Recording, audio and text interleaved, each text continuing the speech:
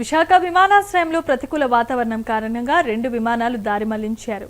Abu Dhabi నుండి విశాఖ చేరుకోవాల్సిన విమానాన్ని హైదరాబాద్కి మళ్లించగా హైదరాబాద్ నుండి విశాఖకు రావాల్సిన ఇండిగో విమానం విజయవాడకు మళ్లించారు. 2 విమానాల మళ్లింపు నేపథ్యంలో ప్రయాణికులు గందరగోళానికి గురయ్యారు.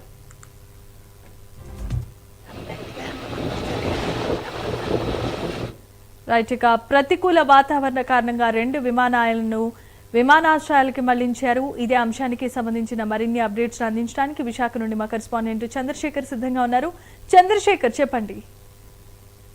రైట్ జమీమా, చూసుకుంటే ఏదైతే విశాఖ విమానాశ్రయానికి అబుదాబి నుంచి రావాల్సినటువంటి విమానాన్ని దారి మళ్లించినటువంటి పరిస్థితి అయితే కనిపిస్తుంది. ప్రధానంగా చూసుకుంటే ఏదైతే విశాఖ విమానాశ్రయానికి చలికాలం కావడంతో ప్రతికూల వాతావరణం నేపథ్యంలో అబుదాబి నుంచి విశాఖ రావాల్సినటువంటి విమానాన్ని హైదరాబాద్ కి దారి మళ్లించడంతో పాటు హైదరాబాద్ నుంచి విశాఖకు రావాల్సినటువంటి ఇండిగో విమానాన్ని కూడా ఏదైతే విజయవాడ కూడా దారి మళ్లించినటువంటి పరిస్థితి కనిపిస్తుంది. ముఖ్యంగా చూసుకుంటే చలికాలంలో పెద్ద ఎత్తున కూడా పొగ మంచుతో కూడినటువంటి వాతావరణం ఉంటుంది. ఈ పొగ మంచు వాతావరణం కారణంగా ఇక్కడ ల్యాండ్ అయ్యేందుకు విమానాలన్నీ కూడా చాలా ఇబ్బందులు అయితే పడేటటువంటి పరిస్థితి అయితే కనిపిస్తుంది. ఈ రోజు చూసుకుంటే చాలా పెద్ద ఎత్తున కూడా ప్రతికూల వాతావరణం అయితే నెలకొందని చెప్పుకోవచ్చు. ప్రతికూల వాతావరణం నేపథ్యంలో 2 విమానాలను కూడా ఏటీసీ అధికారులు దారి మళ్లించినటువంటి పరిస్థితి ఉంది. అయితే ఒక్కసారిగా కూడా విమానాలు దారి మళ్లించడంతో విమానాల్లో వచ్చేటటువంటి ప్రయాణికులు ఎవరైతే ఉన్నారో ఈ ప్రయాణికులంతా కూడా ఒక్కసారిగా గందరగోళానికి అయితే గురైనటువంటి పరిస్థితి అయితే కనిపిస్తుంది. ముఖ్యంగా చూసుకుంటే విశాఖ విమానాశ్రయంలో అబుదాబి నుంచి రావాల్సినటువంటి విమానం ఏదైతే ఉందో అది